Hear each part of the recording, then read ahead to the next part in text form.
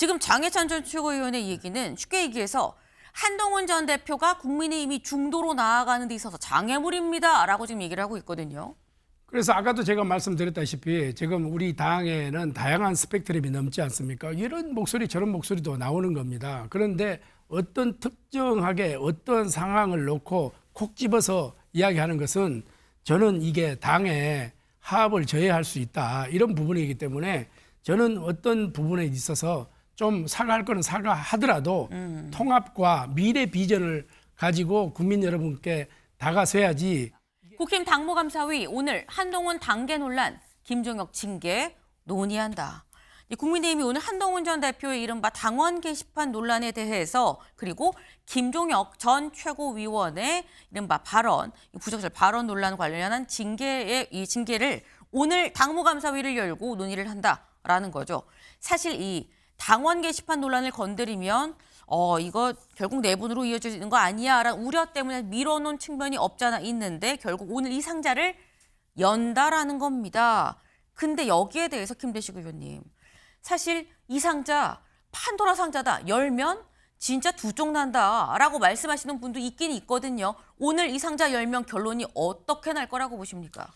지금 이제 당무감사위에서 오늘 열기 때문에 당무감사위에서 열기 전에 또 제가 소속된 국회의원이지만은 여기에서 미리서 앞서간다는 것은 좀 적절치 않은 것 같고, 다만 이 당 내부에 다른 목소리도 존재하고 이런 목소리 저런 목소리가 다양하게 존재하지 않겠어요? 네. 이것을 어떻게 이제 국민들에게 설득력 있게 설명하고 당무감사위에서 보편타당하게 누구나가 이해해 가게끔 설명할 것인가, 이것에 좀 주안점을 줘야 되지 않겠나 이렇게 생각을 합니다. 다만 당무이해감사는 어떤 특정 세력을 무슨 징계하고 벌을 준다는 이런 차원이 아니라 그동안에 현안이 쌓여 있던 것을 정확하게 팩트를 체크하고 우리 당원이나 국민들에게 이게 정확하게 알리는 그런 책무도 있다 이렇게 보기 때문에 오늘 당무감사에서 어떤 것이 논의가 될지는 모르겠어요.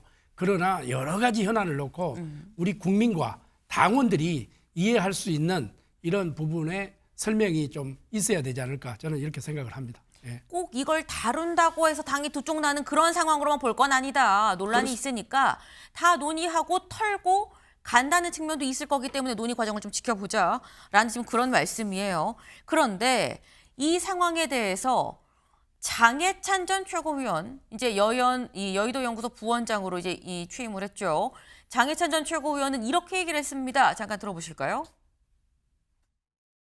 한동훈 씨가 제일 못하는 게 사과와 반성인 것 같아요. 남한테는 사과 반성 요구하면서 본인부터 사과와 반성을 안 하면 당에 있는 정치인들과 당원들이 그분과 그분 지지자들을 대화 상대로 생각하지 않을 것 같습니다. 오히려 한동훈이라는 지금 우리 당이 중도로 나가는 데 있어서의 장애물이 되는 존재를 확실하게 진상 규명을 하고 정치적 책임을 지게 하면 장동혁 대표나 지도부가 훨씬 더 자유롭게 중도에 해당하는 다른 인사들도 만나고 손도 잡고 연대도 하고 할 수 있는 길이 열린다고 봐요.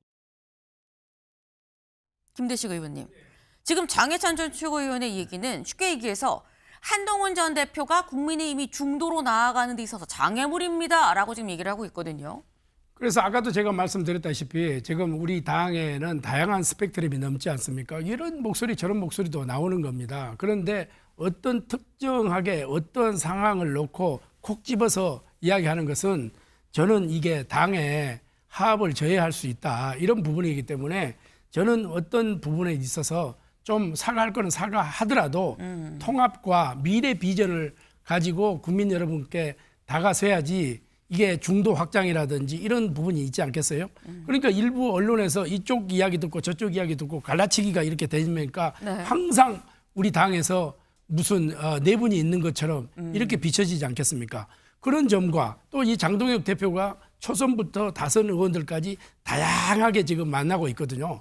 만나고 있으면서 경청을 하고 있기 때문에 저는 연말까지는 장동혁 대표가 어떤 스탠스가 또 새롭게 나올 수도 있다. 저는 그래서 장동혁 대표의 저는 리더십을 믿고 싶다. 이런 부분이고, 여기에서 지금 제가 방송에 출연하면서 몇 번 제시를 했잖아요.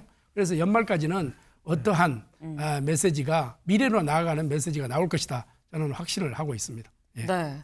지금 김대식 의원님 아무래도 당의 상황이다 보니까 말씀하신 게 좀 조심조심하시는 면이 있어요. 그래서 이정원 의원님께 여쭤봅니다. 네. 한동훈 전 대표는 국민의힘이 중도로 나아가는데 장애물입니까?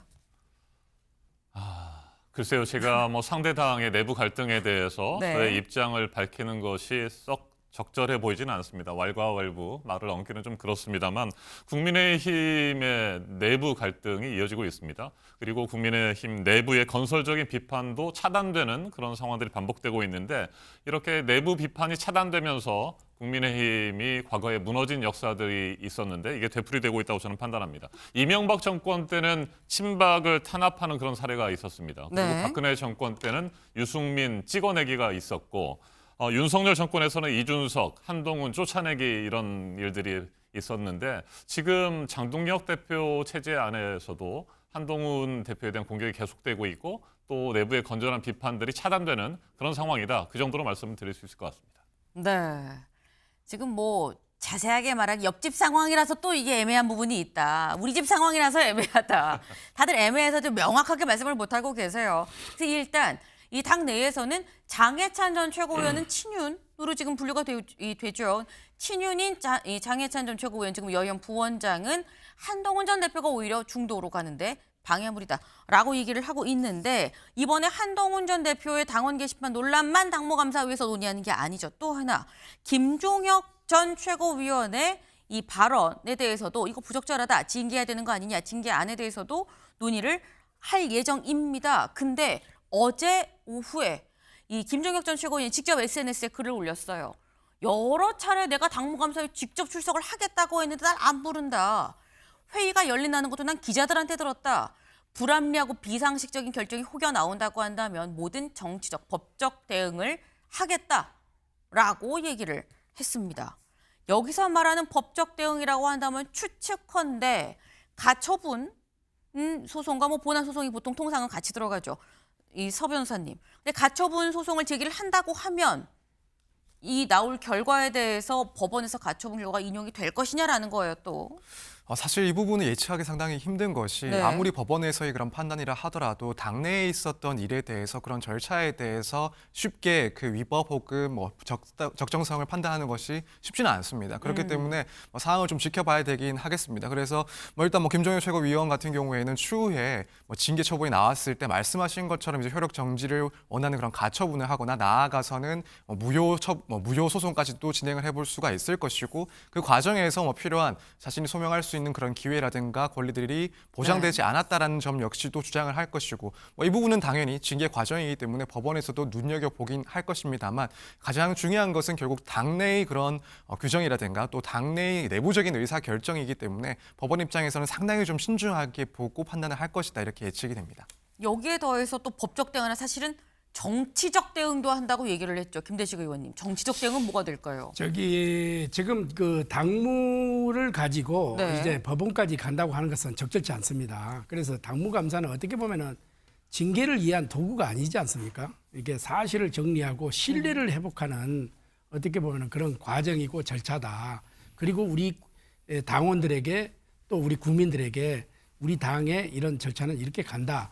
이렇게 하기 때문에 이러한 다양한 목소리가 저는 이렇게 차단이 된다든지 이것도 저는 정당한 이게 건강한 정당의 구조가 아니라고 봅니다. 네. 다양한 목소리를 듣고 그 목소리를 용광로 속에 넣어서 하나로 함축시켜서 최대의 공약수를 내는 게 정당 정치 아니겠어요? 그런 점에서 이 당무감사가 오늘 어떤 결론을 낼지 또 어떤 것을 우리 당원과 국민에게 설명할지 이것은 한번 좀 지켜보시죠. 네, 이게 법정까지 갈 일은 아니지 않느냐라고 지금 말씀을 하셨어요. 그런데 오늘 중앙일보에 이런 기사가 나왔습니다. 같이 볼까요? 장동혁 100만 당원 양병설 현실됐다. 2달 새 78만 명에서 96만 명. 저희 키워드가 2달 새 96만 명이었었죠. 대체 이 키워드가 왜 나온 거야 싶으셨는데 바로 이것 때문입니다. 지금 사실 국민의힘 안에서 복작복작 뭔가 시끌시끌한데 근데 또 장동혁 대표에 대한 비판이 있는 것 같지만 또 2달 새 78만에서 96만으로 또 늘어났다라는 거예요. 이정원 의원님. 네. 제3자적인 입장에서 지금 이 국민의힘의 당원 증가는 무엇 때문이라고 보십니까?